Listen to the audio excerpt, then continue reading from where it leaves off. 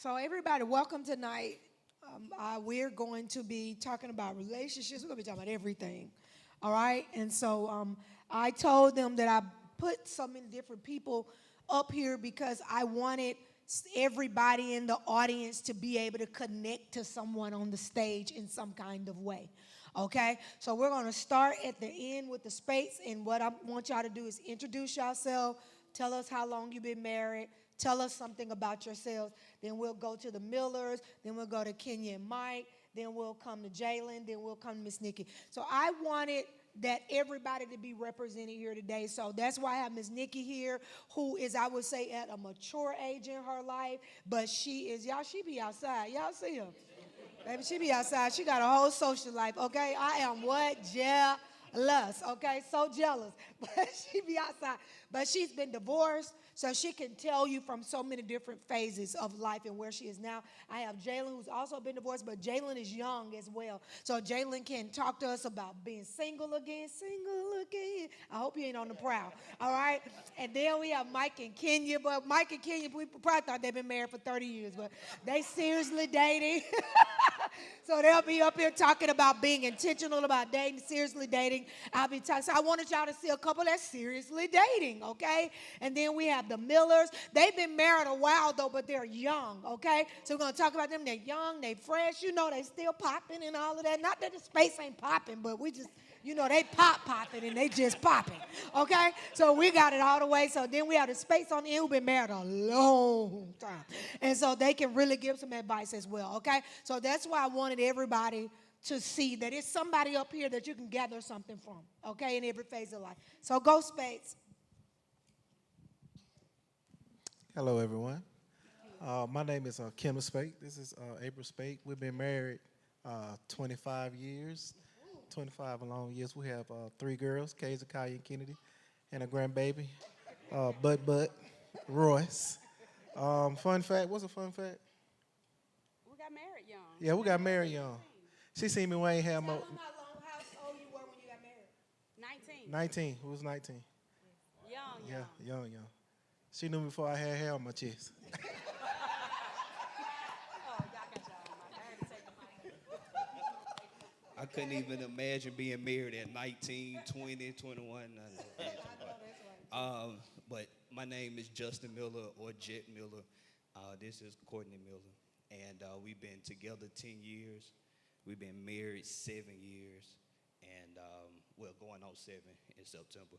And fun fact about us, we waited until we got married 2.5 years. So we held out for 2.5 years until we got married to, yeah. We waited on, the meeting in the bedroom, so that's a fun fact about us. That's good. That's a good thing. That means it can happen. Mike and Kenya? Hey everybody, I'm Mike. This is Kenya Davis, Danielle Davis. He's so funny. He tell a whole lot, a whole night. Go on, Mike. We've been dating 4 years. It's been good. Ups and downs, a lot of them. And Kenya's not easy to deal with, And you can't come sidestepping and fooling around with Kenya. She just the look will get you right. And she reminds me of like my mom. You cut up, you just, And with my mom, you cut up, she just give you that look. And that's Kenya. And so on. Here we are. Kenya, you got something to say? I guess we kind of like the Brady Bunch because he has 3 kids, I have 3 kids. So it was like we kind of connected. Our kids connected. Okay. And I guess what did it for me because by me being single and dating and out, I was real protective of my kids. I ain't let nobody around my kids, And it was funny to me because I really think deep somewhere in my oldest grandson mind, this is his granddad. It was like from day one, he was like, hey, you gonna come sleep with me? You gonna get, and I was like, really? And I was like, oh, okay, well, hey. One thing about kids, they are attracted to real people. They are attracted to real people. Because he like put me out the room. He told He me. want him. Yeah, he said, you can sleep in the guest room. We'll come check on you. Which was a sign to you. That's Yes. good. Yes. That's yes, good. yes. That's good. Jalen? Hi, everybody. I'm Jalen. I have been divorced for 5 years now, and I have a 5-year-old son named Jeremiah. He You've just been turned divorced for how 5. long, Jalen? 5 years. Okay. Yeah. Jeremiah just turned 5 on Monday. And what's a fun fact about me? I'm an educator. I've been an educator for 7 years. And yeah, that's what I got. Okay. Miss Nikki? You got to turn on. There you go. Good evening, everyone. Everybody, Pastor A got everybody call me Miss Nikki. My real name is Nicole, believe it or not, Nicole Harris. I was married for 21 years. I've been divorced for 10 years. Oh, Fun fact, well, I'm an only child. I don't know if a lot of people know that, but I started traveling at age 5, and I spent my summers in New York. I did not know you were an only child, but I guess because I never see nobody but you and your mama, so that makes sense. That makes sense. I have Okay. two daughters. So everybody has introduced themselves. Okay, singles. I'm going to start with my singles, and you can take it however you want to take it, both of y'all. And it's in the, well, you can see they have mics right here. So at any time, if you want to have a question, just walk to the mic, and we'll know you have one. Okay? Singles, describe the current dating pool. Now, I'm going to ask a single out there, too. So you don't know who I'm going to ask, so get your little answer ready. Okay? Describe do you mind sharing your age or it don't bother you? How old are you, Miss? She's 60. Y'all don't see her? Give it to her. All right. So you're going to describe your dating pool. How old are you, Jay? 30. She 30. Two different pools. But I bet you they both need chlorine. All right, come on. What's your, I'm almost in your pool, so I know. Lord have mercy. The dating pool, in my words, it's a bunch of piranhas. It's a cesspool. It's horrible. I mean, but Why is it horrible? well, in all seriousness, I've tried to be more open. At first, I was against like online dating, early on, like some years ago. So I would go online. Even now, I go online. I go in there, I mean, after about a week or two, it just can wear you out. It's just too much. I don't even know how to describe it really. But I've been online before. Usually people are not genuine. They say they're looking for somebody genuine. I hate that it has come to this. I do not like having to try to meet someone online. But, like I said, trying to be open. I want to just meet somebody like genuine. Walmart, people say Home Depot, wherever. But, you just really, it's really hard. And like you say, I'm outside. I try to be social. I'm a sociable person. But it's hard to meet someone just in person. So to me, the pool, I don't know. And I know success stories of people that have met online. Me too. I know a lot of That have success met stories of online, people that have they met dated online. They've married. But I'm just still trying to be open. Okay. Jay? It's trash. It's trash. It's a bunch of inconsistency going on. It's a bunch of switching up going on. Like 1 minute, yes, I want a relationship, and they're love bombing you, and they're doing all this, and then it's like, oop, never mind. And then like with the whole dating app things, you get on there, but then you have this constant thought in your mind. It's like, okay, if I go and meet this person, they gonna kidnap me and hog tie me in the back of the. So it's just kind of like should I not? But for the most part, it's rough. Like I feel like Why if do you think it's rough? Because for me, I think that it's rough because most men that I encounter are used to women that chase them. Yes. And I'm not a chaser. Even when you DM me, and I'm only going to respond to you if you approach me a certain way. Mm-hmm. But even if I respond, this is what I notice. All men play the same game. Y'all do all the same thing. Like, I know you coming because you set yourself up. You harden all my pictures. You all in my, you just everywhere. You're on my real estate page. You're on my ministry page. You everywhere. You just, so I know you coming. Like, that's how men do. That's their way of letting you know. So I already know. I be like, oh, come on, because I know you coming. You can get the courage to say something in a minute. And then, when they finally do say something, if I respond, I'm telling you what I've learned is I'll respond, but then I'm going to go silent. Because what I'm not going to do is just keep going back and forth with you. Because you're going to have to come get me. And you're going to have to pursue me. And I mean that. And it's not, that's period. So, I don't believe a lot of men now are used to that. I don't. And I think because I don't think they have to do a whole lot of pursuing now. And it's kind of old school. Like, I'm old school. I'll answer you. I go back and forth with you, but I have little rules. They lend rules. Like, I'm going to be the one that leave the last text unread. Like, I'm not going to say something to you and you don't say nothing back. Like, I'm going to keep going till you say something and then it's just left. So it's just, it's just like that. But you're going to pursue me. That's just point blank. I'm not going to, okay, and then sometimes when they speak, they think, oh, now she finna know. I'm still not finna be talking like that. You're going to have to make yourself very clear.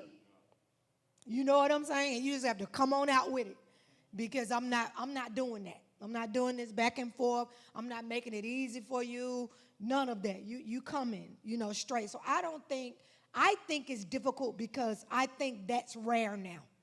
I really do. I agree with what you're saying, and I also think that a lot of men are used to weak women.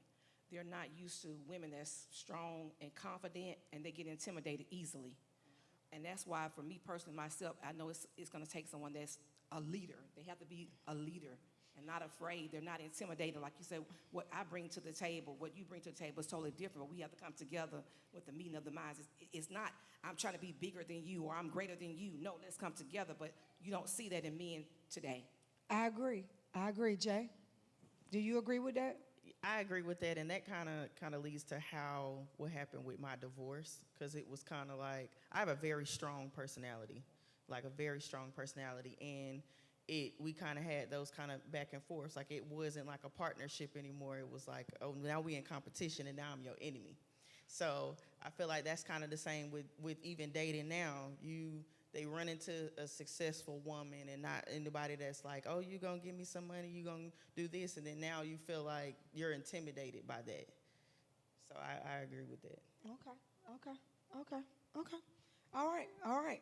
Married people, what is your best advice for singles?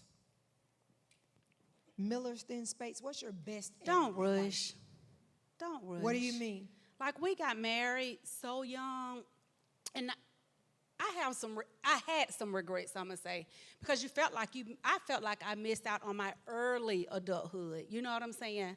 Now, I wouldn't trade it for anything in the world now, but 25 years ago, I may lived a little bit more, and I found myself in my late 30s, early 40s, accomplishing goals that I should have accomplished in my early 20s.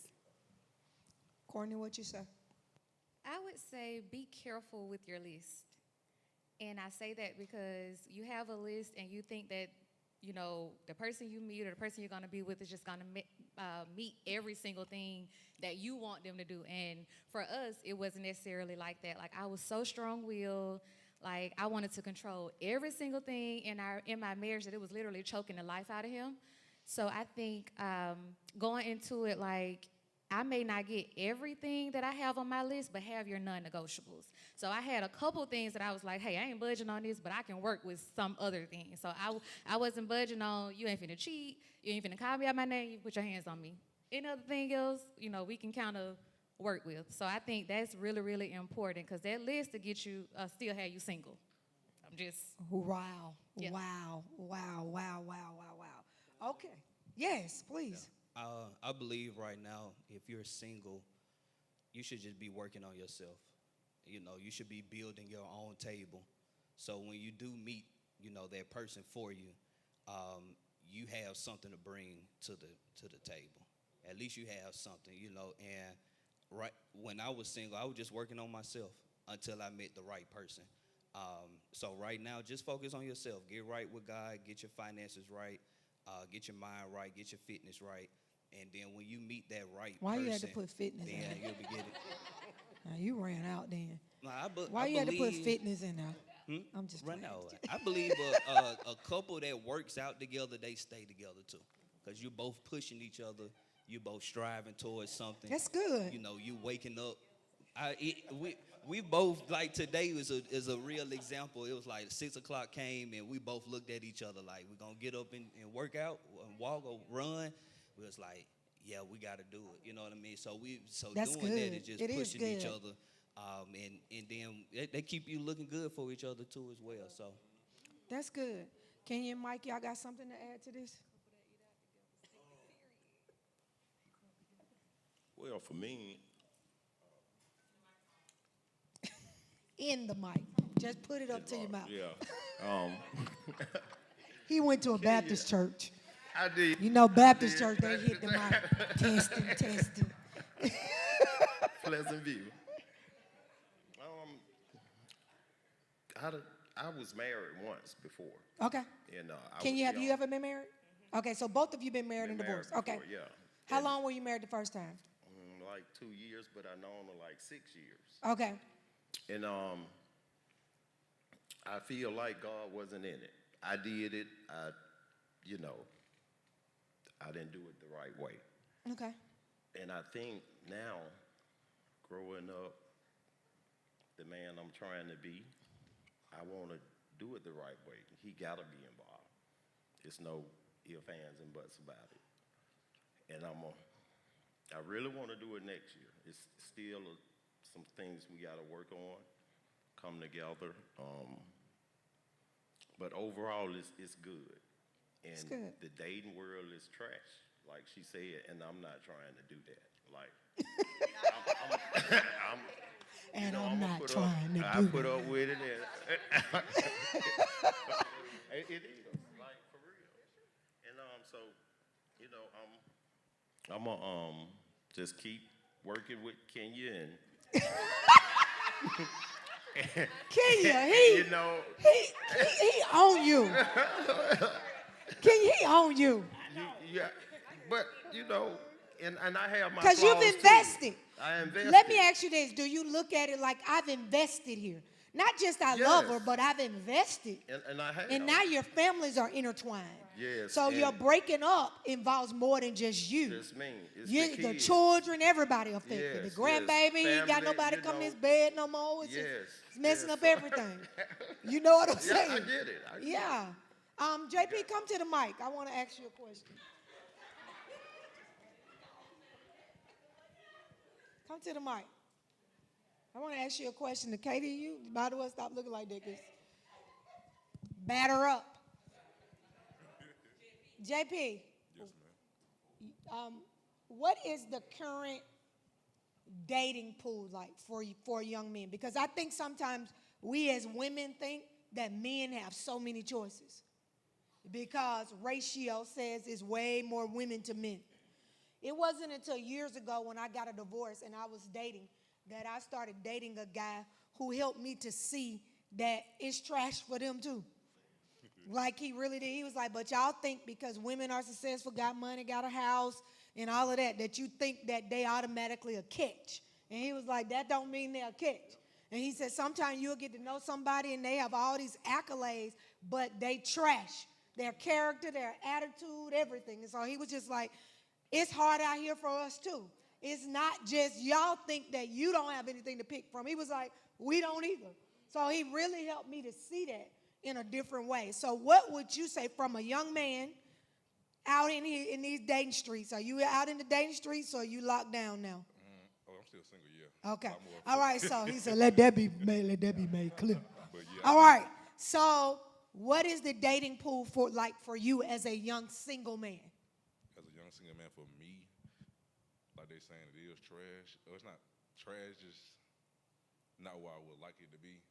So I'm starting to just focus on myself more this season rather than focus on the person and then letting that person find me and we go from there. Okay, let me ask you this. What is making it trash?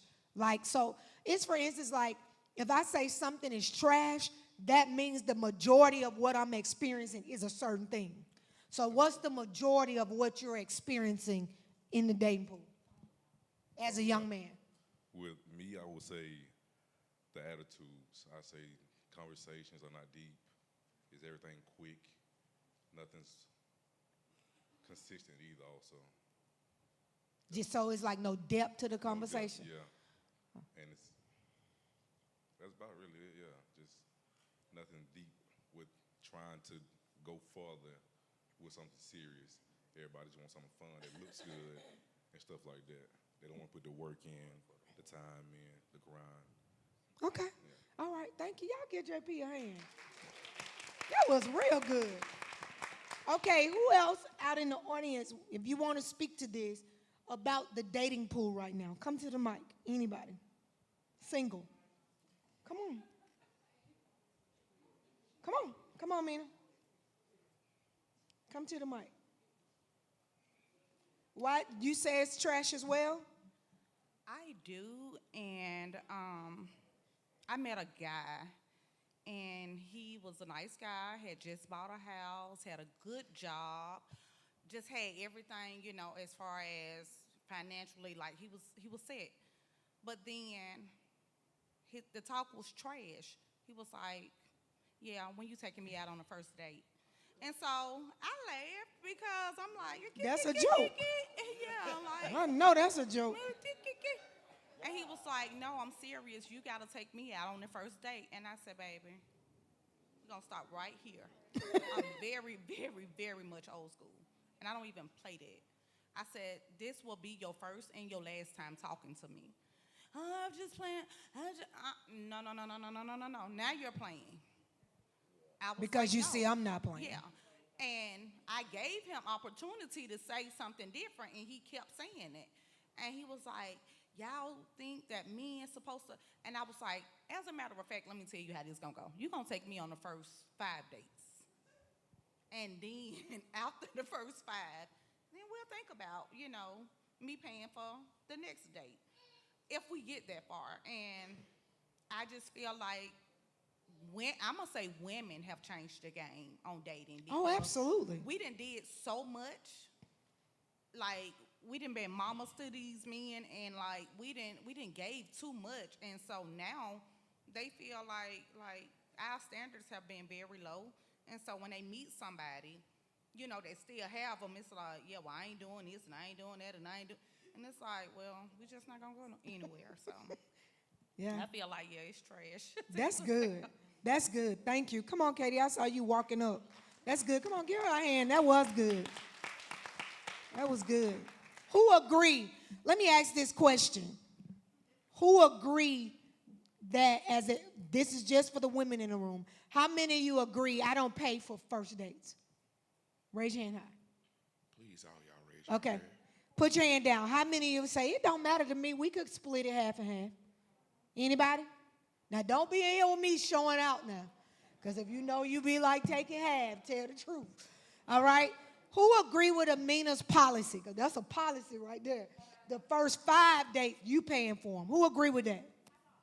Raise me. I mean, I'm all. But I see you on your birthday. You know what I'm saying? Or some event. I'm for some event, if I'm in a relationship with you, I'm going to show out for you. But I'm not paying for no food or nothing like that. I'm not doing that. Now, if it's certain things, if I say I'm going to order something special or something like that, I may get that. I may. That's a huge may. But if it's a special day, I got you. I got you. It's your birthday, it's Christmas, it's some special day for you, I got you. But outside of that, no. And we don't have to always eat at no 5-star restaurant.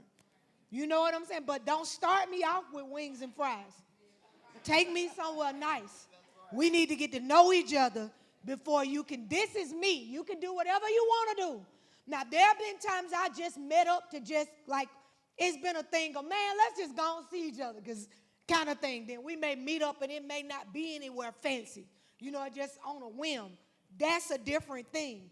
But if it's a planned date, take me somewhere. You know what I'm saying? And I don't mind eating wings with you. I don't mind eating at the house with you. But let's grow to that.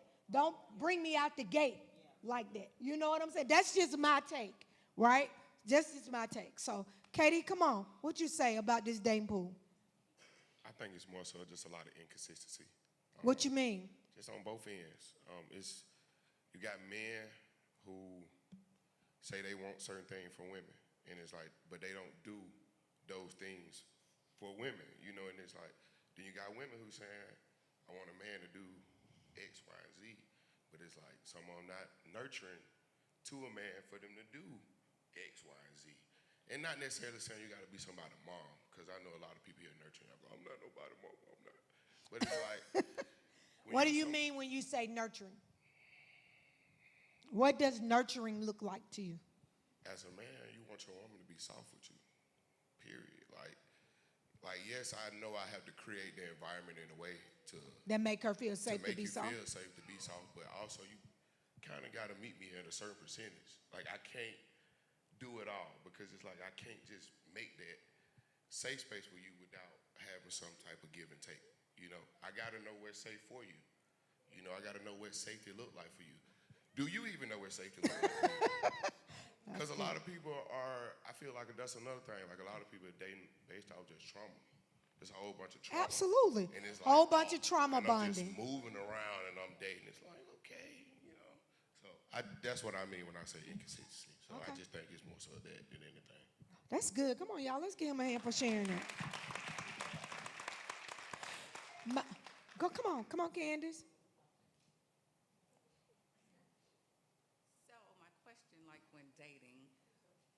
Are we really having like real conversations like when we're going on our dates, or is it just like fake? What's your favorite color? What you like to do? Or you have real conversations? What do you consider a real conversation? Do you consider that like out the gate? Hey, what do you want? Well, not really on the first date, like because everybody's telling a story. Like it's kind of fake the first. Yeah, because you're date. presenting yourself. Right, instead of coming out real. So my question is kind of like, are you having those conversations like, what kind of relationship you have with your parents or your siblings? What is it that you really want out of life? You get what I'm saying? Come to the mic. You said, what kind of relationship you have with your parents, your siblings? What do you really want out of life? Do you see your kids? What kind of relationship do you have with them? Instead of having that conversation of, what's your favorite color? What do you like to do for fun and all that kind of stuff? Because truly life experiences shape how a person thinks. So you ask those kind of questions, that can kind of tell you where somebody is. When you ask, how did you grow up? Or, I can tell most of the time when a woman is like super hyper independent, a lot of times it's because she's had a very strong woman in her life or been raised primarily by a woman. You could just tell. You know what I'm saying? Don't necessarily mean she was in a household where it wasn't a father, but that mother in the household probably was more boisterous. You know what I'm saying? So you can see stuff like that. Like I can tell that out the gate. Or she grew up in a house that wasn't very affectionate. She may have had both parents, but her home wasn't a very affectionate. Don't mean nobody wasn't hugging at all, but it just wasn't affectionate. They were not people that hugged and said, I love you. And a lot of times when you're a woman that's grow up in that kind of environment, you just are not, you have a toughness about you. And I think this is what I was telling somebody earlier today, is hyper-independent women don't want to be hyper-independent. I want you to understand that hyper-independence is their response to life. It's not what they want to be. It's what they've had to be. So that's very important for a man meeting a woman that they consider hyper-independent. She's been that way because she's had to be that way. All right? And one thing that I know for sure about a woman, we are naturally made to follow leadership. And if you show up as a leader, I'm talking about most women. Now, it's some women, it don't matter what you do. But if you show up as a leader and she sees your leadership, those walls are going to naturally begin to fall. Because women naturally submit to leadership. And if you're with a woman that you got to submit. Strike one. You don't ever have to tell a woman to submit to you. If you're worthy to be submitted to, she will naturally begin to submit to you.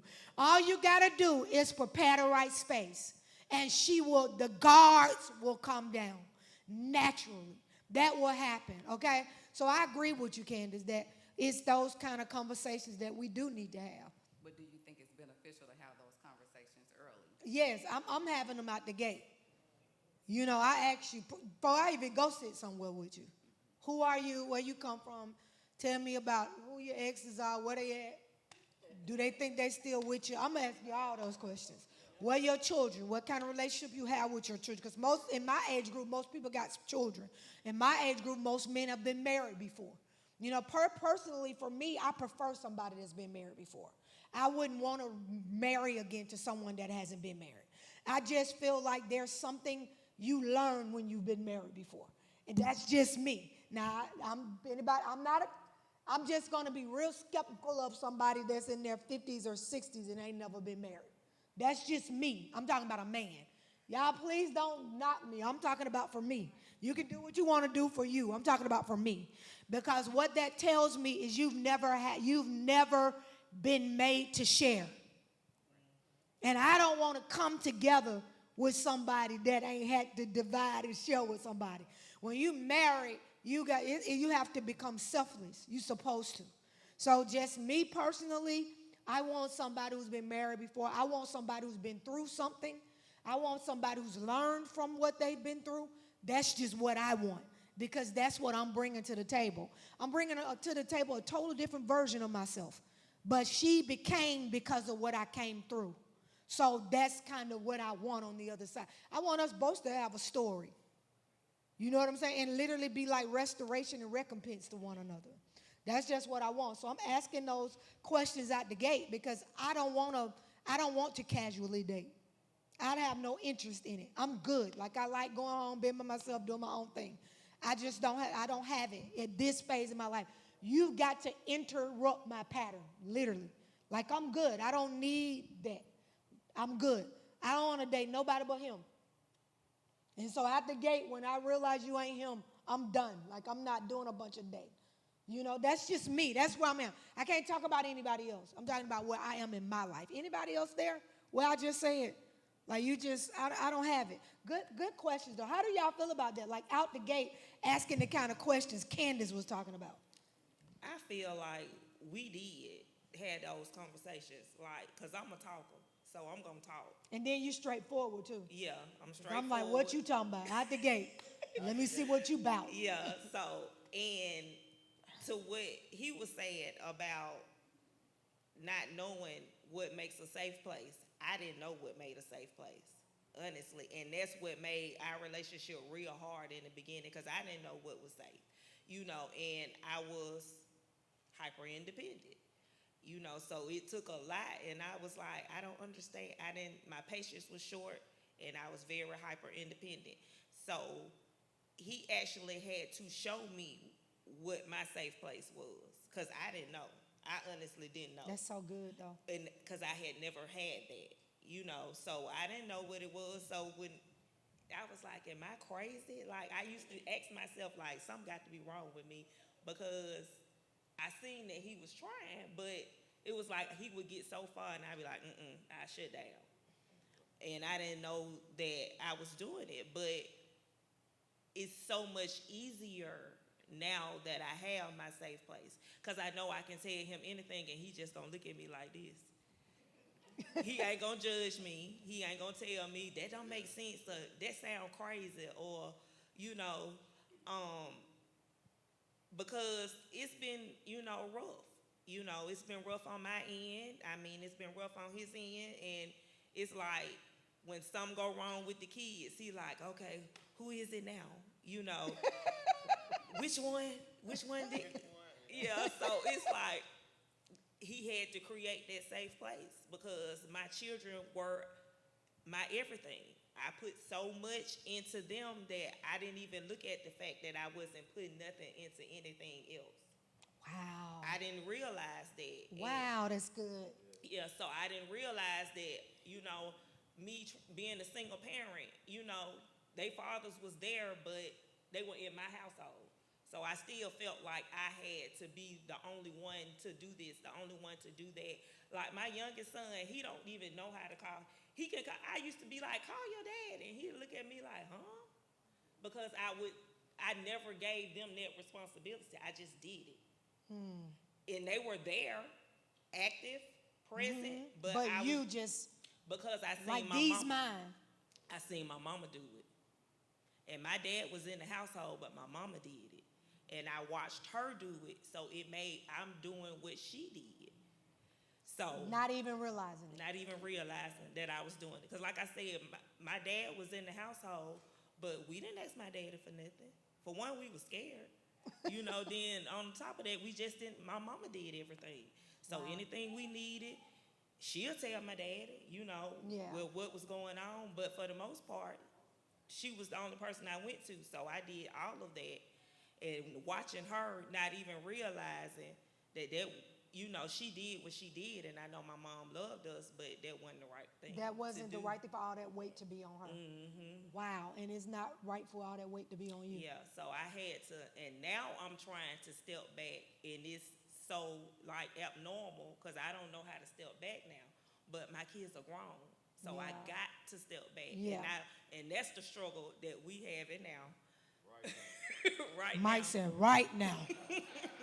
Calm down, Mike. Because I don't know how to step back. I don't even know how to step back with his kids. You're just a mother. Yeah, I don't even know how to step back with his kids. Because I be all upset, and he be like, well, she didn't say that. I be like, but still, so I don't know how to step. I just don't know how to step back. So, but that's a struggle that we have in now. But he said she's doing better. Y'all give her a clap for better. He on her, ain't he? He on her, ain't he? That's what she need, though. Don't feel sorry for her. She need it. Don't feel sorry for her. I don't.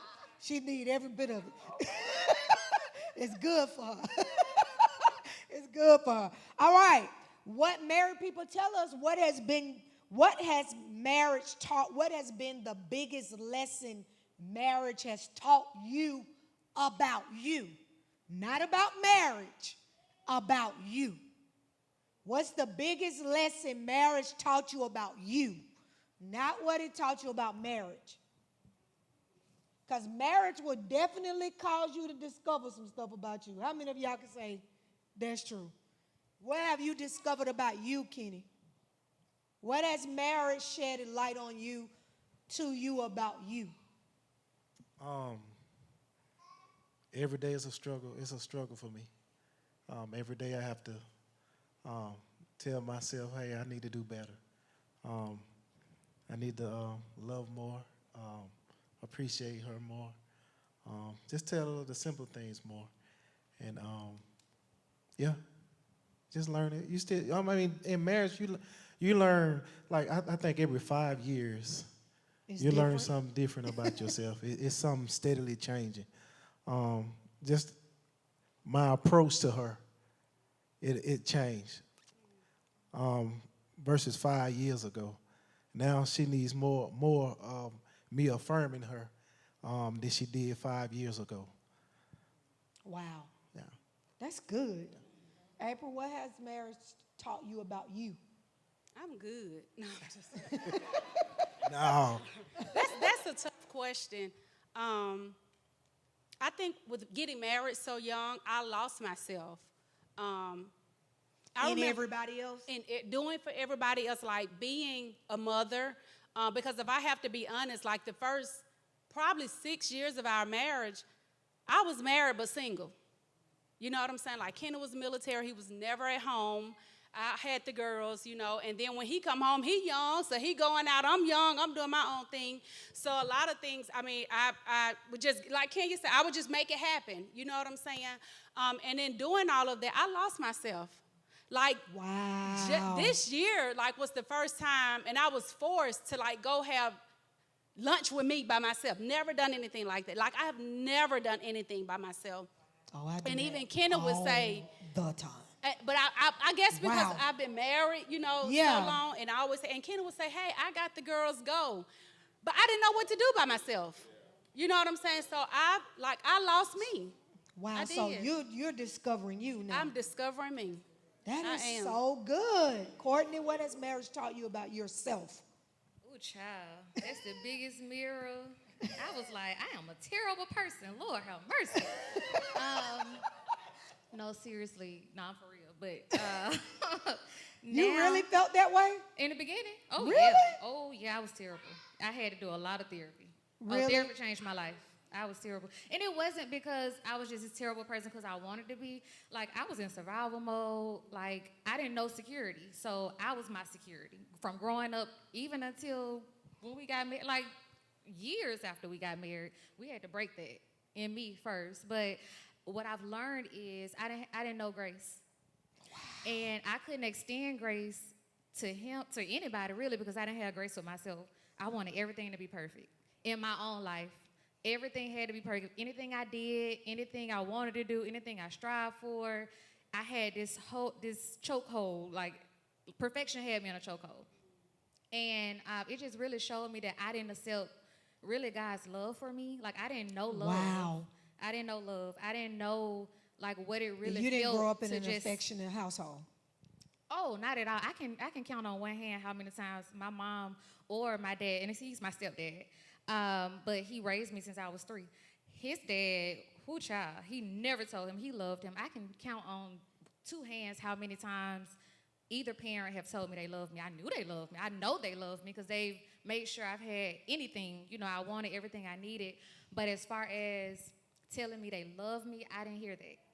I didn't, and even to this day, if I tell my dad I love him, he get choked up. I love you. Tell me you love me back. Like, I don't expect like. Okay, so we talk about like on my wedding day. I'm so used to like things that I see. So if you see someone get married and they have their dad, then you know they're crying or this is my daughter. I didn't have that. So for me, it made it seem like, dang, I'm still missing something. But I had to change my perspective with, you know, I know it's love there, you know, but back to my question. Back to the question, sorry. As far as grace. So all of that played into grace though. All of that, you know, you never heard you love yourself. You never heard that, you know, someone loves you, so you have to make sure you love yourself on a whole nother level. And that can be a good thing, but that also can be, you know, too much because now you're trying to overcompensate for the relationships that are put in your life to love you. Like, I'm good, I don't need you. I'm good, I don't need you to tell me you love me, I'm good. But it was like a defense mechanism because I hadn't heard it or I didn't experience it or I wasn't hugged. So a lot of y'all, I hug y'all 29 times. Did I hug y'all today? I'm sorry. It's not, you know, I might be in y'all personal space, but it's just, now that's how I am because. And the thing of it is, you know, even me saying, you know, like, I'm not affectionate. I had to realize that it's not that I'm not affectionate. It's that I had trained myself not to need it because I never got it. So that's kind of like that. So it's like I had trained myself, you know, not to even need that because it's not something I had ever gotten. So it's not sometimes what we deem ourselves as is not really that. We have compensated for deficits that are in our lives. So we say, you know, I'm an introvert, and I am, but even in that, I'm that because that's kind of what life pushed me to. You know what I'm saying? And a part of it, I'm happy because leadership is lonely. And had I not learned how to be alone, I wouldn't survive it.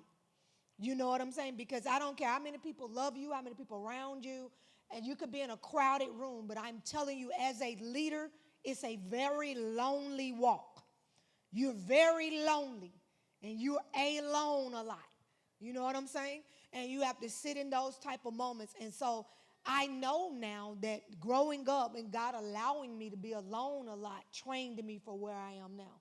I wouldn't have made it had not I been trained for it, you know, to now. So I've cultivated that being able to be alone, you know. But, you know, sometimes I be like, I can be myself, but then sometimes like, okay, now you want somebody around sometime. But we have tricked ourselves into what we feel like we don't want because we didn't have it. You know, so I get that part. That's good. Jet, what has marriage taught you? Man, the first, in the beginning, it taught me I was not the man I thought I was. What you mean? Boy, like, so coming from a single parent household, you used to your parent or your mom doing everything for you. So that's how it was. You know what I mean? I was a grown boy. And so I was like, Come Man, on, yeah, Jed. I Talk was a about grown it. boy. So Talk about it. What it you was- mean? it was What that tough. look like? What a grown boy look like? You want a relationship, but you want that person to do everything for you. You don't want to be the man that you're supposed to be in the household. So that's Wow. what I was not in the beginning. Okay. And for me, I believe in this generation, the new men, they're just not ready for the responsibility for that, to be the provider, to be, the protector, to want the change that they have to go through, deal with the trauma and everything that they've been through in their past to grow, to become the man that God wants you to be. So talking to to these guys now, they just don't want the responsibility. So that's why the inconsistency is there. Because men are not being real men anymore because, one, we don't have the example. So That's coming so into my good. marriage, I was like, I wanted the relationship, I wanted to be married, but I didn't want the responsibility that came with leading her and providing for her. And then talk about leading a strong woman. It's tough. And that's what I wanted to say to you too. I hear what you're saying because that was me in the beginning. I'm like, Courtney a lot. She's strong. She ain't taking no mess. She ain't playing no games. I need to level up. I need to get my stuff right. You know what I'm saying? But it's just a challenge that's what they bringing. So God is basically was telling you, and he was telling me in that time was, it's time for you to level up. It's time for you to change. That's so it's time good, for you to Jack. actually step up and be the man that God is calling you to be. So they're just challenging that man that's inside of us that wasn't pushed and developed and nurtured. And so I thank her all the time for like just pushing me when I was not the man that I thought I was. Wow. So in that season, Courtney, and you were saying you struggled with grace, how have you learned to extend grace for him to become? Even when you said, even when Mike said, the man I'm trying to be, it's so crazy because when you said it, I was going to correct you and say, don't ever say you're trying to be anymore. Say the man I'm becoming. Don't say I'm trying to be, because you're not trying to be, you're becoming. And becoming don't mean perfection. It just means every day I'm showing up. Even when I fall, even when I mess up, I'm becoming. Right? So don't say you trying, because you past trying now. You become. Come on, you better say it. Oh, I felt something when you said But come on, Courtney, how do you speak to that as you being strong, independent, knowing what you want? How did you show grace for Jet to step into that space? Or were you the type of woman that would do everything? Okay, this is a multi-level question. Okay, just to be honest, I stopped doing everything. If he didn't do it, it wouldn't happen. I didn't care if the lights got cut off. I didn't care if rent ain't get paid. I ain't care. If he ain't do it, it wasn't gonna get done. We'll be sitting in the dark. I'm telling you, that is the truth. Like, that's just the truth. But honestly, but that's the truth. He weak because he know I ain't care. They can come get the cars, they can come get whatever. I wasn't doing it. Because I feel like with him, as long as I did it, he was going to let me do it. I mean, that's just it. And also, you say anything, when we say but, it counts everything. So, and also, I know God told me my destiny is tied to him. Not saying that I can only get to destiny with him, but it's something that he was bringing to me that was going to help me get to my destiny. And I knew that. That is I was so convicted. good. I was convicted. Like, God convicted me all kind of like instantly, like slapped me on the back of my neck real fast. But he convicted me and said, literally, in my prayer time, I promise, if you said that I told you that he's connected to your destiny, then why you don't trust him? Because if you don't trust him, you don't trust me. And that instantly changed everything for me. And after that, I got softer. After that, I started just letting him just be and just do. And I think that made our relationship better because, as I said at the beginning, I was choking literally the life out of him. I wanted him because I was trying to be perfect. I wanted him to be perfect. And you coming into this world that, I done built this and this, and I got all my stuff together, and now you coming in, nah, you ain't finna mess this up. But then I got to a point where we were 23 years old. He was doing the best that he could. Y'all, we done slept on air mattresses, like 2 air mattresses, put together, one deflated on the side, the other one. Like, we done been through a whole bunch of stuff. He's been homeless. We've been through bankruptcy, all kind of stuff. But, don't get me wrong, I done said plenty of times, like, God, you sure? I think I heard you. I know I heard you. But what really just changed for me is, do I trust God? Like, if you told me this the man that you have for me, something is going to come from it. And he's not going to be who he can be if I keep trying to change him, if I keep trying to make him be this person that he just ain't right now. And I think after, we had that talk, he told me one day, I never forget, if everything I do make you mad, baby, we're going to have a long road. Like that, and I was like, you know what? I'm just you going right. on letting you know now. He lived in the beginning. He's always been honest. And honestly, ever since then, it's just like, hey, just let him be. Well, let him do it. If he don't, and I still to this day, if I tell him to do something, ask him to do something, and he don't do it, and it don't get done, it just don't get done.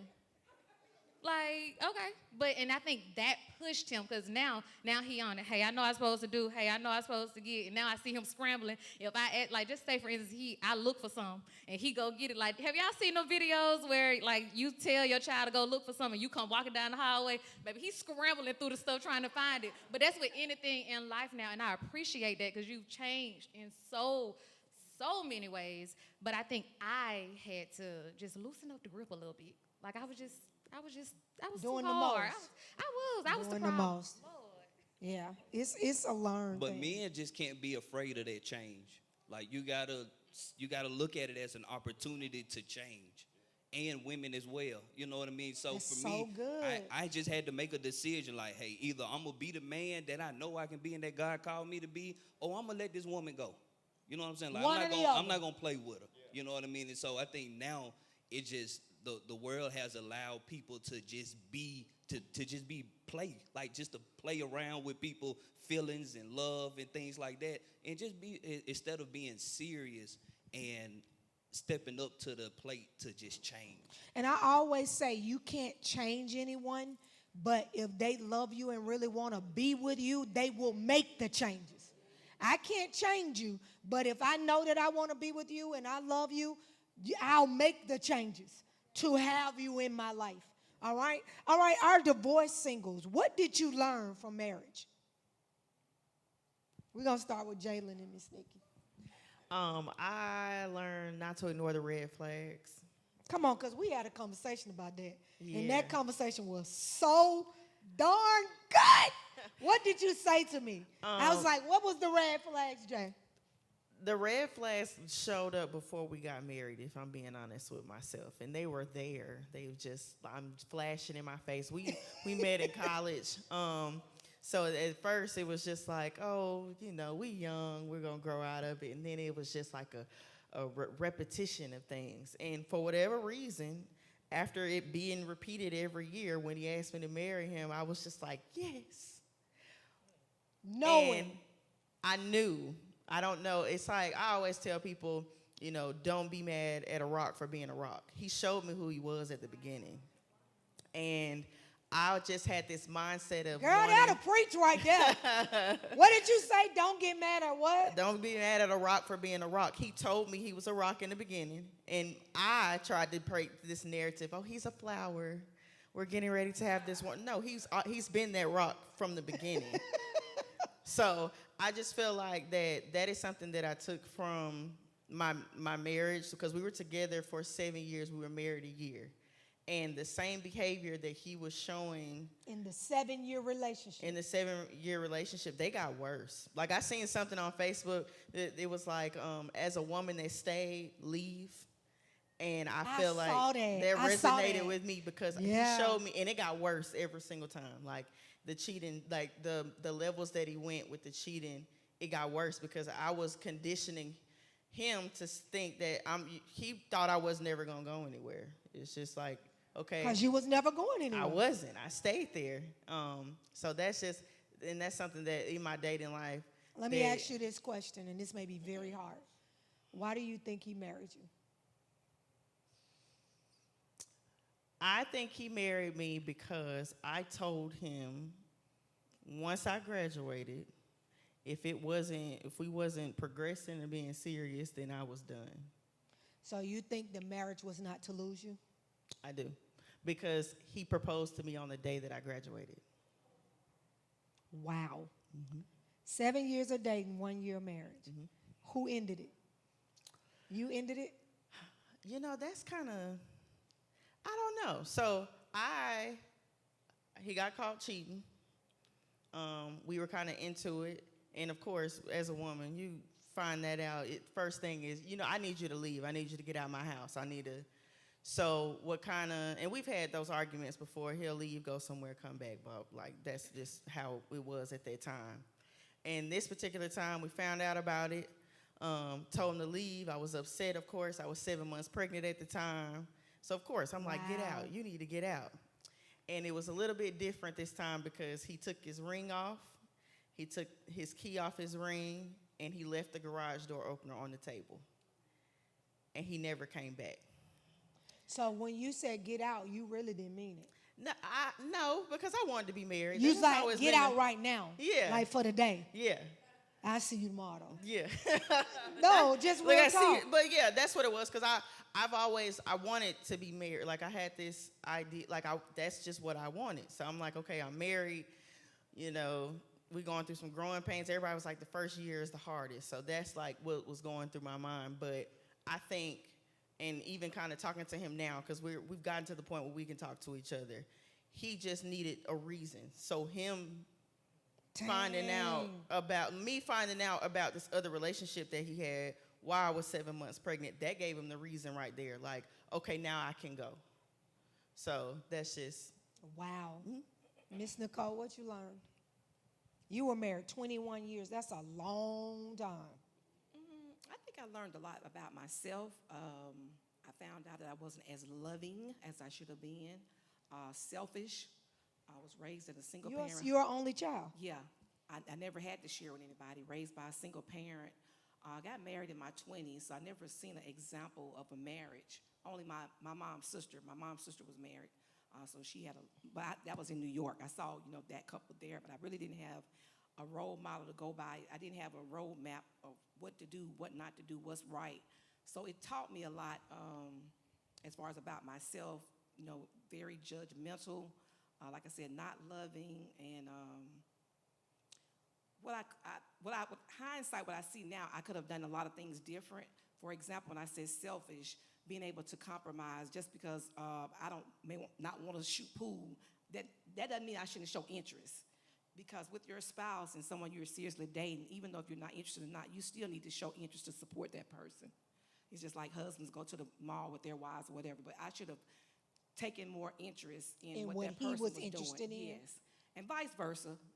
It wasn't just me. So I think it taught me a lot about myself, and just basically saying, just going into the marriage, being too independent. That's all I knew, because my mom was just an independent woman. So I felt like what she put in me, if you want something done right, do it yourself. So going into a marriage with that goes back to some of what Courtney was saying, not letting that person be the man to do it. Because I felt like, I know if I do it, it's going to get done. But like you said, with a relationship and some men, you have to let them fall. Like you said, you stop doing some things. I remember one time, this was only one time, our water got cut off. And a friend of mine told me after I got a divorce, and he was a guy, he said, you shouldn't have done that. As the man, you should have let him figure it out. But you being you was like, well, it's I ain't hard, going out no because you water, just be like, me and these kids, no, we gonna pay it, Just a mistake on that person's part that didn't pay the bill that time. But still, I just think, like, look, I got to get the water back on tonight. So just not letting that person step up to the plate to do and take the responsibility or the accountability. So it taught me a lot about myself, things that I need, like Jet said, things you need to be working on, I need to be working on now. And I think along with being too independent, you're not as, to me, I'm not as soft, like they said, the soft girl era, because I've had to do everything on my own. Even in a marriage, I felt like I had to step up to the plate to make sure I was the business-minded person, make sure everything is taken care of. So you just step in that role, you don't know how to step back out of it. So That's good. That's true. Yeah, trying to, That's see true. how that will work out now, Yeah. Me too, as well. You said what, Jay? I said that's the same with me as well. Like, not the only lesson I didn't, the red flags wasn't the only lesson. I did have to take a look at myself because my mom is very independent. And it was times that, my ex-husband fell short, and it was like, oh, I'm just gonna do it. Well, he took that as a slight to him, like, you're not letting me be the man of the house, which is why he says that he started entertaining other people, because I made some decisions, like, for example, we was living in an apartment, I was pregnant, we was paying $1,500 a month. And I'm like, when we agreed, when we got married, we were gonna stay in the apartment for the year, we was gonna get a house. Because my mom's a realtor, so of course she was pushing that as well. But when we got to the end of that year, he didn't have his savings together, but I had mine. And instead of just being like, okay, well, we can wait another year, I'm like, okay, well, then we're just gonna put the house in my name.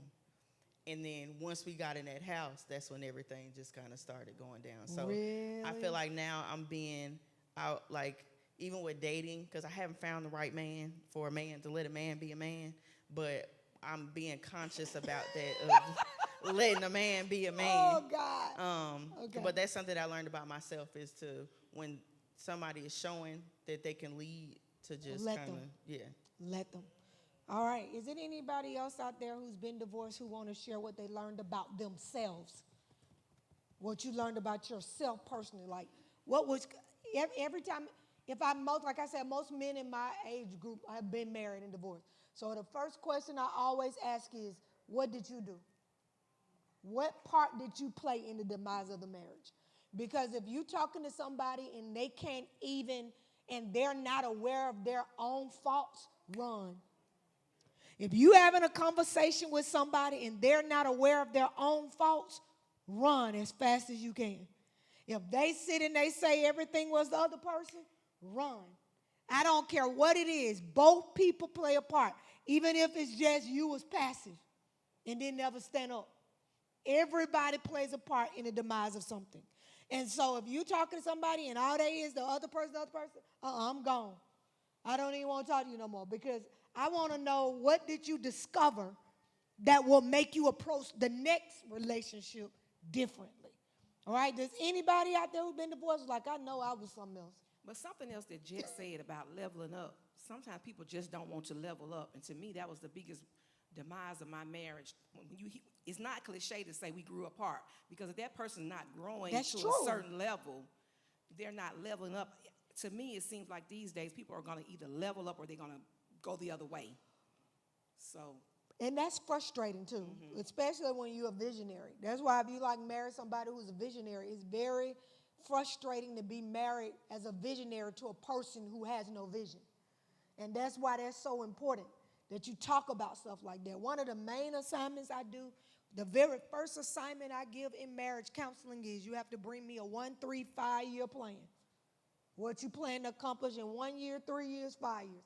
That's the very first homework assignment, right? Very first one. Because if God is putting you together, he's putting you together to build something.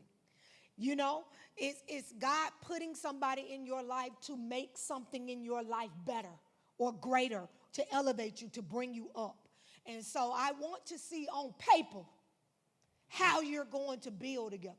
So that's extremely important to me. So when you're out here, who's all single?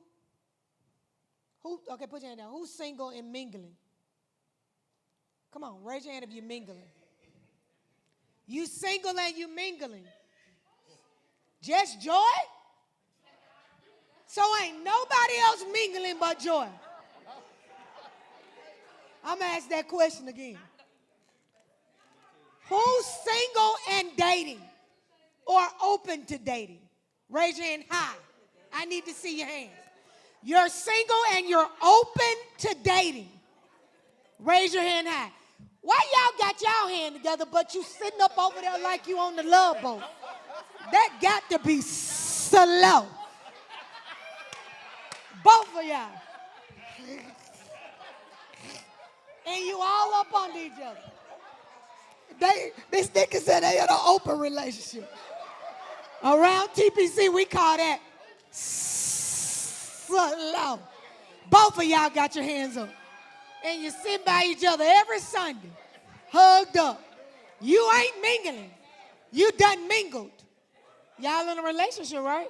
Well, then what you raise your hand for? What I tell you, I'd have fired up your palm if you would have been sitting next to me and raised it. All this here would have been bruised. I done hit that hand so hard. Pow! I know you ain't raising your hand. No, but seriously, who's single and mingling? Not single. I know y'all still consider yourself single, but you ain't mingling. You mingling? Tell me now, so I'll be in the know. All right, let's see who's singling and mingling. Like you're open to. Ooh, y'all making this hard. I gotta hit a high note. If you are single and you're open to dating, put your hand in the air. Open to dating. Open. You don't mean you openly dating, but you open to dating. Whew. Ooh, that was tough. Okay. All right. Okay. Men, answer this question. Well, let me ask Kenya and Mike this. What does dating with intention mean to you? Because you all are in a relationship. You're single, but you're not mingling. You're together. So what does being intentional in dating look like? Because Katie talked about inconsistencies. Several people talked about being inconsistent. They talked about being inconsistent. What does that look like from a man's perspective? If you meet a woman and you're serious about her, what is that going to look like? My business is going to be in order. Like, I'm not here to play. Who said well? Who said that?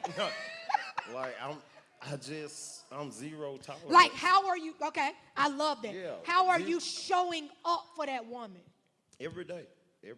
I'm going to show up. And she's shaking her head like he do. And every do. day. I'm And consistent. I'm like, I plan. I write down. I do it. I check it off. You know. I love that. I'm making sure I'm showing up. Yes, I'm showing up because I don't want to play with nobody. You see what I'm saying? I'm here to find my wife. I want a wife.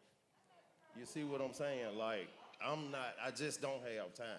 I love it. And as I'm getting older, we really don't have time. Really we got don't probably more have time and my behind us than in patience front of us, short. right? Yeah, so. Right, you know, because if you call me queen, I'm out. So you know how. Yeah. Somebody said something else the other day. I was like, oh, no, I kind of like that. I ain't going to tell you what they said, but I was like, all right, now I'm leaning into that one. I like that one. I like that one, big boy. Leaning in. No, he ain't say that. He said something else, though. I was like, eh. Okay. All right, Kenya, like, what does intentional dating look like for you? It's being consistent, showing up every day. Like, from our first date, we have seen each other every day. And it's been almost 4 years. Wow. It'll be 4 years in November. Wow. Like, from our first date, and we didn't, and it's like it kind of snuck up on us, and we was like, dang, we see each other every day. Like, what time you getting out work? Okay, well, I'll be over there when you get home. It was like. It was intentional from day one. It was intentional from day one, from our first date. Let me ask y'all something. When you're dating and you're dating seriously, do you believe you should hear from the person every day? Yes. Yep. Yes. So if you are dating intentionally, you believe you shouldn't go one day without hearing from each other? Nope. Come to the mic, Jay. Come to the mic. Every day. Who said no? Miss Every Nikki, day. you said no? Every day. What did you say? Oh, they said you said. Oh, okay. You believe when you're seriously dating, you should hear from whoever you're dating every single day. Absolutely. Like, okay, let me ask you. Does the way you hear from them have to be the same? No. Like, do you have to physically talk on the phone with them every day? No. Or we got to have some kind of communication? No, we need to be talking Some kind of way. some kind of way. Consistently. Not like texting all day, but like, I need to hear from you. When you open your eyes, I need to hear from you. I need to know you made it through the night. Let me know how your work day going and you made it home. And it doesn't have to necessarily be a phone call. No, it don't have to be a phone call. It could be just a quick text message, but it needs to be consistent. All right, who else feel that way? Pastor, I wanted her to call me every day. I don't know what they are. Did you? I want you to call me every day. Yes. Now, did you want to see her every day? I want to see her every day. Matter of fact, come move in with me. You ain't going nowhere. Jay! Nah. Y'all, this man be in my skin. Nah, yeah. I So love ever since that, we though. met 10 years ago, we haven't been a day without talking. Really? I love She that. called me every day for 10 years. Wow. JP, do you feel that way? Like every day you want to hear from your person? Some form of communication.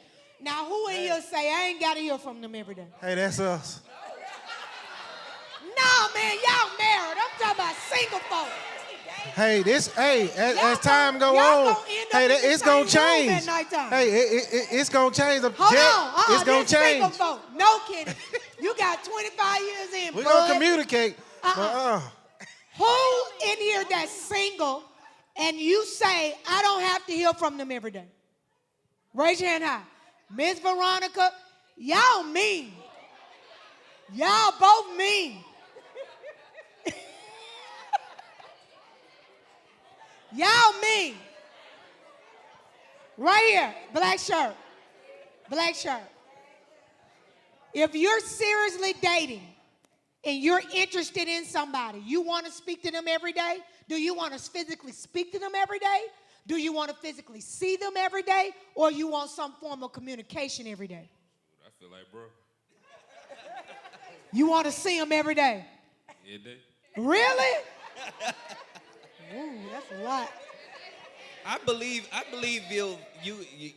that's like what a love is. If you don't want to see that person or talk to that person every day, that means you don't really like them or you don't really love them.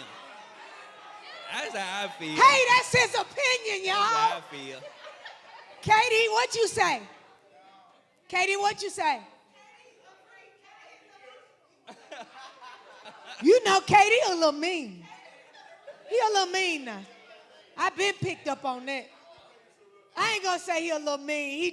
He like his time to himself. I'm a little strict. That's all that is. Strict, really?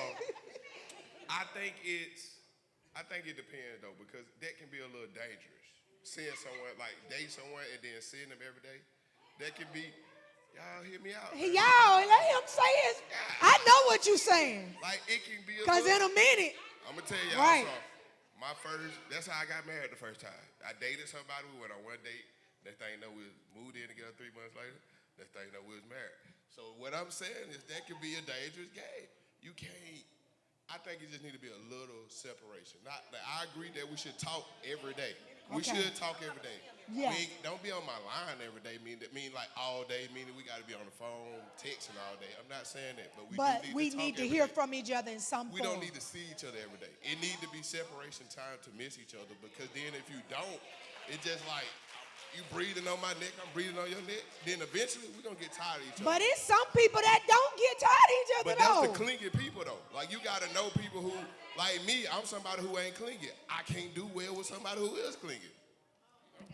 I was a little extreme, y'all. I was just playing. I'm saying not. Jet, don't you change. Jet. Don't change how you feel about your wife. No. Don't you I backtrack. was being funny. I was being extreme. But clingy, no, I don't like clingy. But I do like a healthy amount of time that we just talking, that we seeing each other. But Because that's y'all how are we work. friends. But that's how I build all my relationship. I want to be your friend. Like if I can't be your friend, we can't laugh, talk it, kick it, and then move on, like enjoy our time apart, then yeah, you know what I'm saying? That's good. what I like.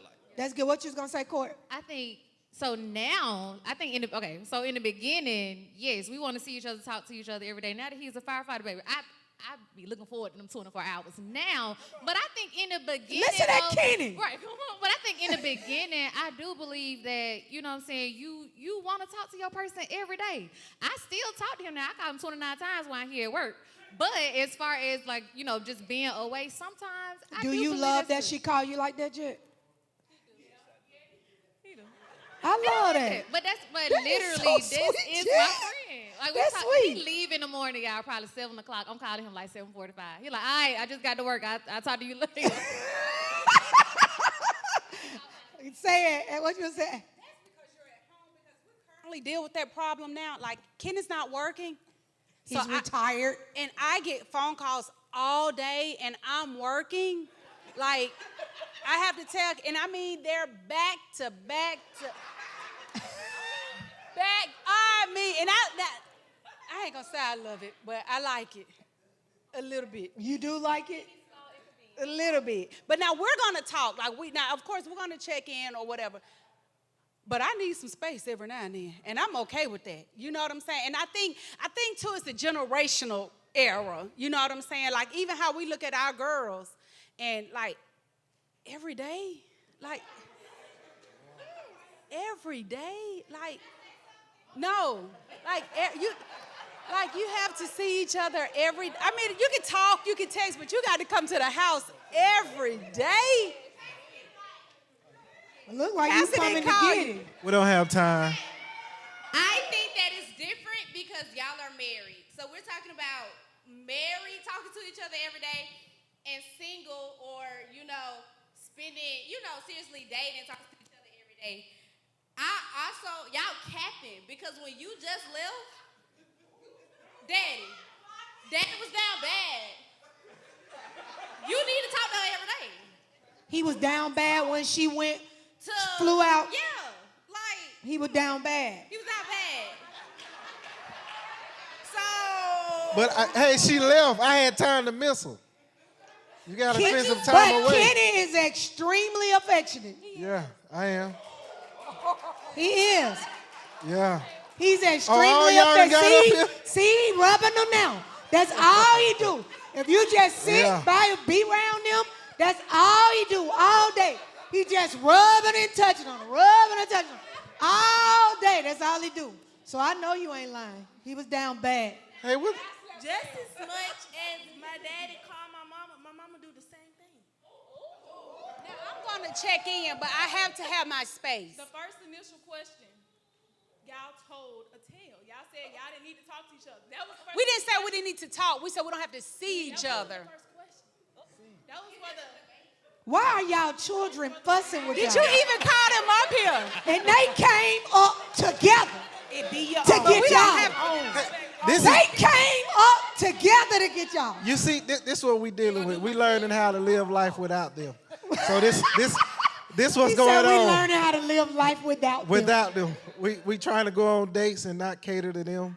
That's what happened when you have kids so young, but we learning to live without them. Yeah. We giving a break without them. Hey, so, y'all have done well. Yeah. To still be together and got married at 19, y'all have done well. And y'all still like each other. Yeah, we still like each love other. each other. You want to learn how to live through all the seasons of marriage? Hey, come talk to us. We That's literally good. been through all the seasons. That is so good, Kenny. That is so good. This is my last question I'm going to ask. Somebody wanted to say anything? Y'all free if you want to say something. This is my last question. This is for any man or any woman, okay? In the audience or on stage. Men, and I want more than one man to answer. What is the most valuable asset a woman can bring to your life? What is the most valuable asset? Like, as a man, I've got to have this from my woman. What is the this? He hyping you up, Mike. Affection. I'm gonna say affection.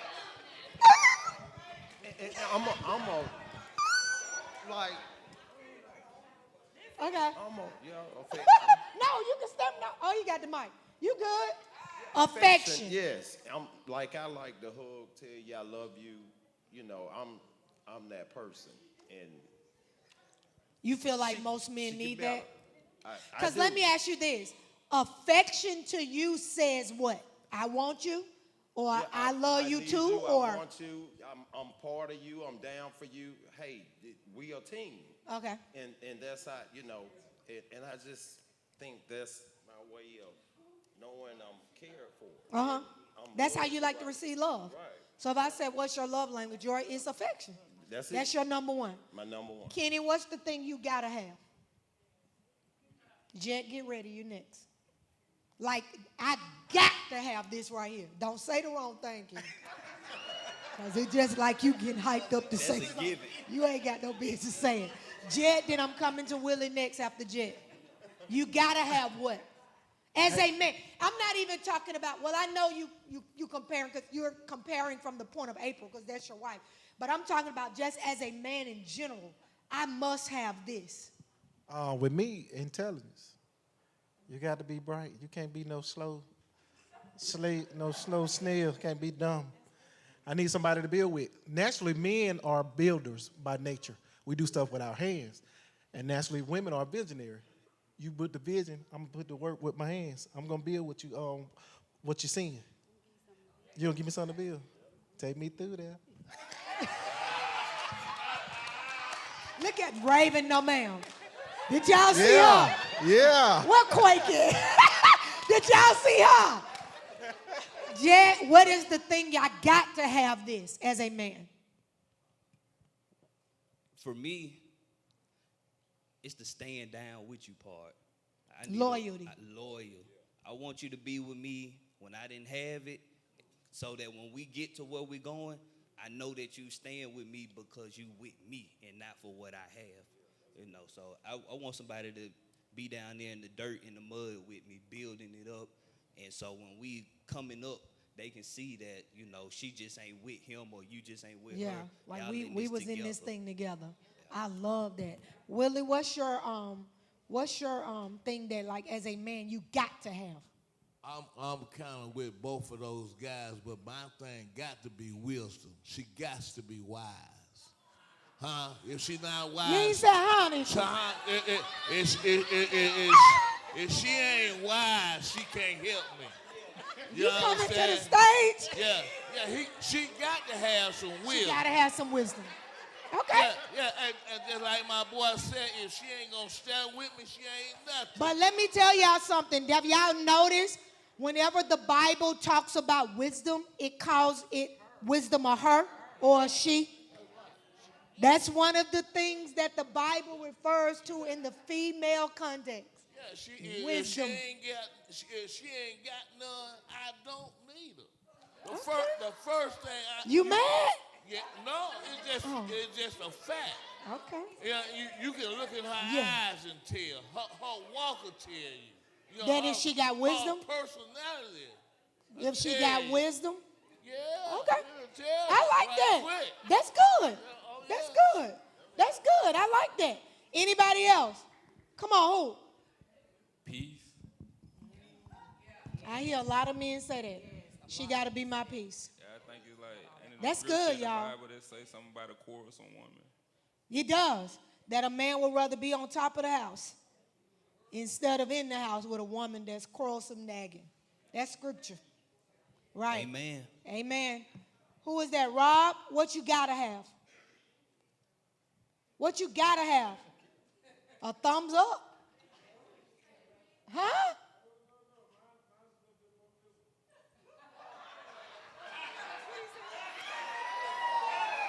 Kitty said, that's my brother. I'm a simple guy. You're a simple guy. What you got to have? Her. Okay, that's good. Her. She said the PG version. Her. Her. Okay. Okay. I mean, that's good. JP, what you got to have?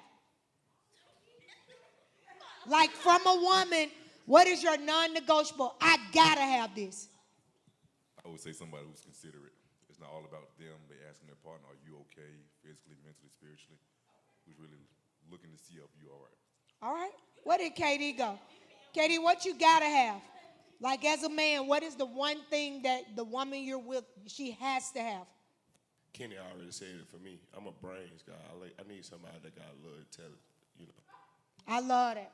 Okay, ladies. April, what you got to have?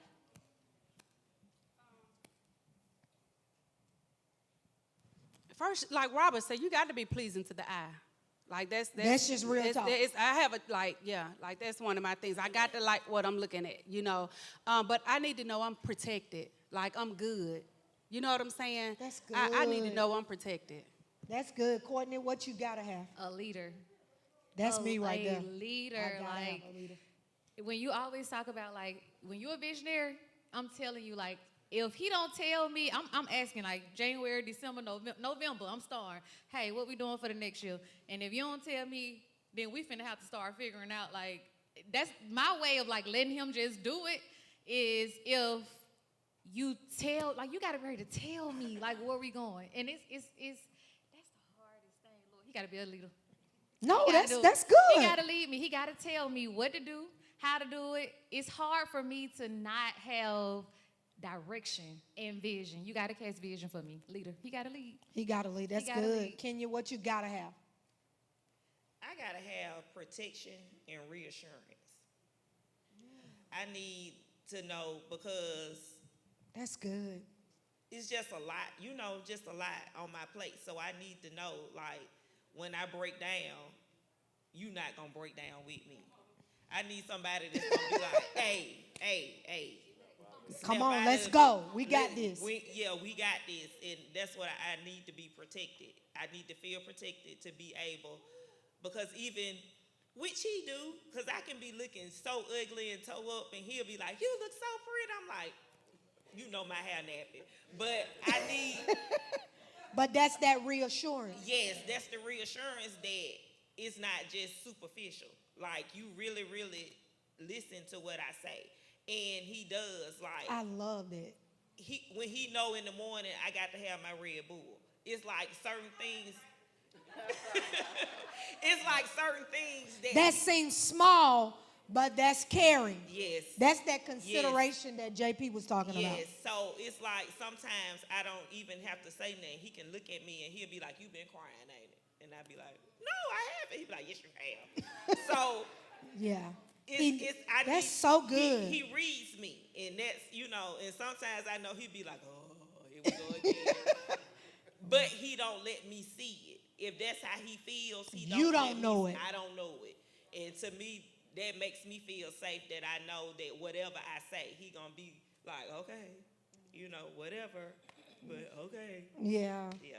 I love that. Jay, what you gotta have? Okay, so like April said, you gotta be good to look at. I gotta like what I'm looking at.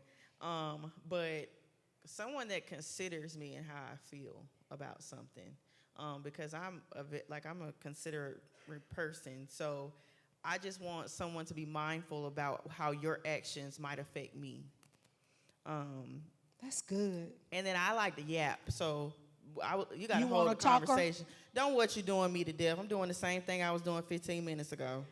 So that's big. Being able to hold a conversation and consider me. Okay. That's good. Miss Nicole, since she said my name Nicole. Pastor got everybody calling me Nikki. I like to sum up in 3 words what I have to have: priest, provider, and protector. Hey, Priest, the priest you have to be- Tataya. I'm back. You have Priest, to be, when I provider, say priest, protector. you gotta be a leader in the home. You gotta be a man of God. I want to follow you spiritually, like Pastor A said. It should be nothing for me to submit to you. You shouldn't have to ask for that. But it comes from you being able to submit to God. It's hard for me to submit to you. You don't submit to God. So you have to be a priest, number one. A provider, you have to be responsible, like the example Courtney and Jet. You have to come up to that level to say, hey, this is what I want to do. This is my wife, or this is someone I'm dating intentionally. So I'm looking for certain things that you're a responsible person. And then protector, it goes back to what someone else said earlier, a safe space. I need to know that I'm protected, that you got my back. You're not going to let anything happen to me. No matter where we go, you're looking out for me. Yeah, I want somebody to flip a table for me. For real. Flip a whole room. Like, I also gotta don't add play with her. something And to mine, it's too. noted. You know what I'm saying? So that's huge for me. But definitely for me, the number one thing is leadership, and then the second thing is safety. I gotta be led. And I know sometimes people think, when you strong or you lead, that you don't want to be led. That's a lie. Yes, you do. As a woman, you don't want to be doing all of this. You want to go somewhere and sit down. And you want to bow out to somebody else. But it just got to be somebody that's worthy to bow out to. All right? So definitely leadership. The second thing, I got to feel safe. I've been through a lot. So I got to feel safe with you. I'm able to let down my guard. I know this. I'm safe. If I take a nap around you, we might go somewhere. Can I say one thing? I heard every woman say they want a leader. And honestly, it's hard being a leader. And I believe see it. you being a leader here and, covering all of us. So we just trying to be a leader just for one person. And it's hard. So I could just imagine the level that you're at. You know what I mean? But for men, being the leader, it gets overwhelming and it becomes a lot. And we trying to make sure that this person that we say we love and we want to be with, it just be a lot sometimes. And especially when you, of course, didn't have the example of how to actually be a leader, you failing along the way. And you're learning from your failures. And that's how, I am now. I'm still failing, and I'm still listening to see, okay, what does she want me to do? How can I lead for her? And that's me becoming the man that God has called me to be. But in relationship, women, give your man some grace. He's not going to be the leader that you want him to be day one you meet him. You're going to have to give him some grace, allow him to grow into that position that you're looking for. And that's what she allowed me to do. Because in the beginning, it was tough. I was not the leader. Like I said, I was a grown boy. But she allowed me to grow into a leader and show her. And I'm still trying to become a better leader. You ain't trying. I'm still becoming a better leader to cast that vision and to cast that is direction. So good. But like you said, we have to, most time men can't lead because we're not submitted to God in the first place. So when the man is not submitted, then he don't give a woman anything to submit to. So we all as men, we have to do better with submitting to God.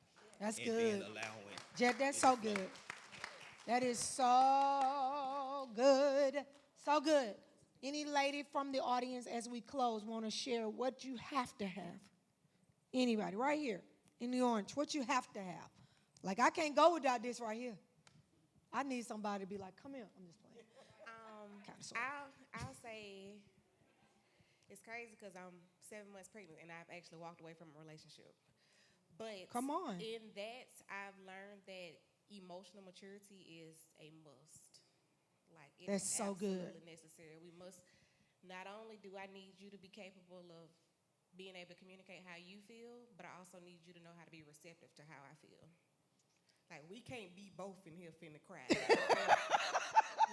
can't get mad at me because I'm in my feelings and you don't know how to respond to me. Like, we gotta. That's so good. We gotta meet each other. That's so good.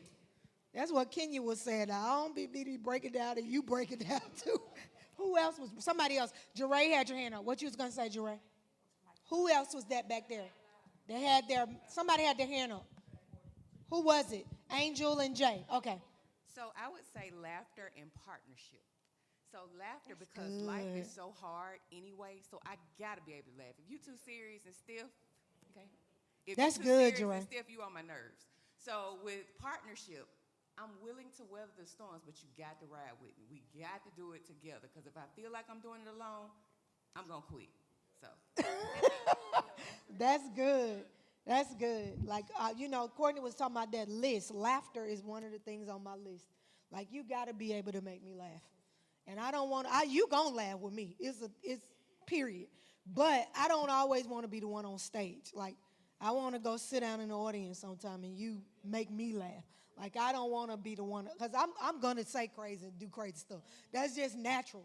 But I want somebody that know how to have fun and laugh and, and things like that. So, come on, who was that? Jay, Angel, then Jay. I got you. Ooh, I'm loud. You are, but it's fine. Like, hold on. But no, I want a big dog. Like, let me explain. What you mean? I'm finna tell you. Like, being raised by like a single mom, she came from a 2-parent household and became a single mom. So she carried a certain like weight to her. And now, as me being a young woman and seeing how she navigates the world, I'm learning that I'm gonna do it for me regardless. It's gonna get done. But the same way that my grandpa, how he steps into it, because my grandma, she's an independent woman. But anything that she needs, he's gonna step into that role. And it's not because he was taught how to be that, he learned how to be it. And so sometimes being a big dog don't mean you the strongest. It don't mean you the loudest. That's good. It means you know how to be the person that I need you to be in that season with me. And that's what I want. I want someone who can move when needed. Yeah. Does that make sense? Yeah. All right, cool. Yeah. Yeah. Come on, Jay. I love that. Money. That's number one. Y'all laughing. I'm dead serious. I'm not kidding. Two, I like somebody. I like a man of their word. I told my boyfriend from the jump, like, if you say you gonna do something, you better do it, or you're done. And he do that, so that's good. And also, you gotta have time. I feel like when I was out in the streets dating, I don't have time.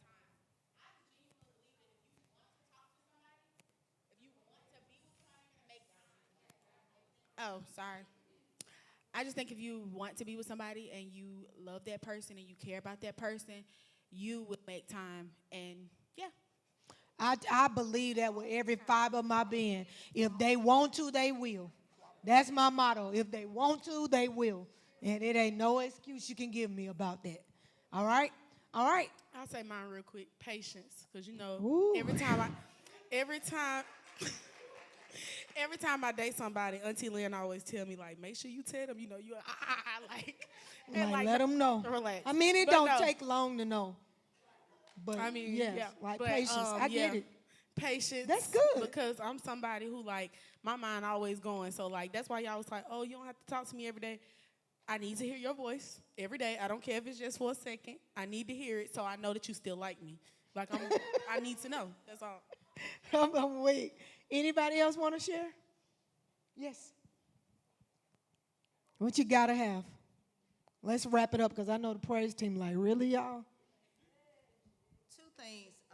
I need someone to just really trust me, you know, for me being who I am. And I also just say the way you act out in public, I need you to act that way at home. Be the same Be the person, same publicly and person. privately. Be the same person, public and privately. I love that. I love that. That's consistency. All right, y'all. This has been so good. Can we clap it up for everybody? I had some more questions, but I just ended up just stopping because we were just getting deep into some conversations. But I thought this was so good. Thank you to all of our married couples for sharing. Thank you to Kenya and Mike, our seriously dating couple. Thank you to Jalen and Miss Nicole for sharing your stories. We appreciate it. Y'all were transparent. Y'all were so good. And audience, thank you for adding value to the conversation. All right? All right. Happy Wednesday, everybody.